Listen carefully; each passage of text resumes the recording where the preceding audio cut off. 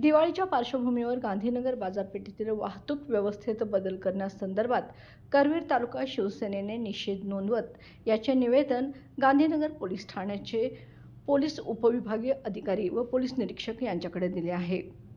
बाजारपेठेच्या मध्यभागी बॅरिकेड लावून पार्किंग एका बाजूस करण्याचा निर्णय मुख्य बाजारपेठेतील 400 ते 500 छोट्या दुकानदारांवर अन्यायकारक असल्याचा आरोप यावेळी करण्यात आला आहे।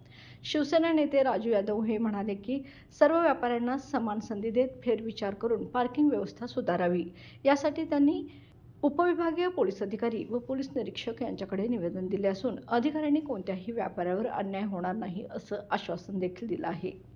आज शिवसेना आणि गांधीनगरमधील व्यापारी आम्ही पोलीस निरीक्षक गांधीनगर पोलीस स्टेशन यांना एक निवेदन दिलं।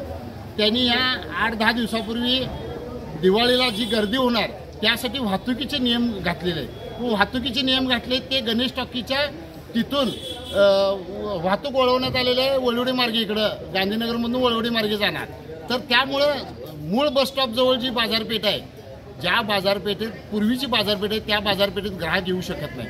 म्हणजे ग्राहक नाही आल्यामुळे आता तिथं सुद्धा बघितलं तर प्रत्येक दुकानगाळ्याला 80,000 70,000 लाख रुपये भाडं असणारी ती बाजारपेठ आहे। त्या बाजारपेठेत ग्राहक येऊ शकत नाही, म्हणून आम्ही अशी तक्रार पोलिसांच्याकडे केली की बाबा ग्राहक त्या वीटभट्टीजवळ बी गेला पाहिजे आणि बस स्टॉप जवळ पण आला पाहिजे। अशा पद्धतीने ग्राहक सगळीकडे खरेदी केली पाहिजे, ग्राहक राजा हा सगळीकडे फिरला पाहिजे। अशा पद्धतीने मागणी केली, तुम्ही वाहतूक कोणत्याही पद्धतीने अडवू नका आणि लोक जिथे खरेदी करायची आहे तिथे करू द्यात अशा पद्धतीने आम्ही सांगितल्यानंतर अधिकाऱ्यांनी सांगितलं की गर्दी प्रचंड गर्दी झाली तरच आम्ही वाहतूक अडवणार, अन्यथा वाहतूक अडवणार नाही आणि ग्राहकाला कुठं खरेदी करायची आहे ते करू शकतात अशा पद्धतीने व्यापाऱ्यांना मला आश्वासन दिलेलं आहे शिवसेनेला।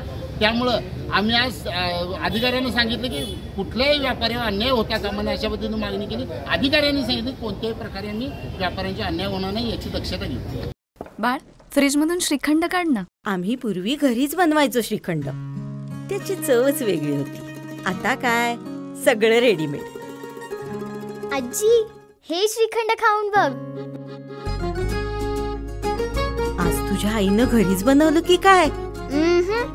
हे आहे गोकुळचं श्रीखंड, अगदी जिभेवर रेंगाळणार। जिभेवरच नाही तर मनावरही रेंगाळणार। गोकुळ श्रीखंड, मनावर रेंगाळणार।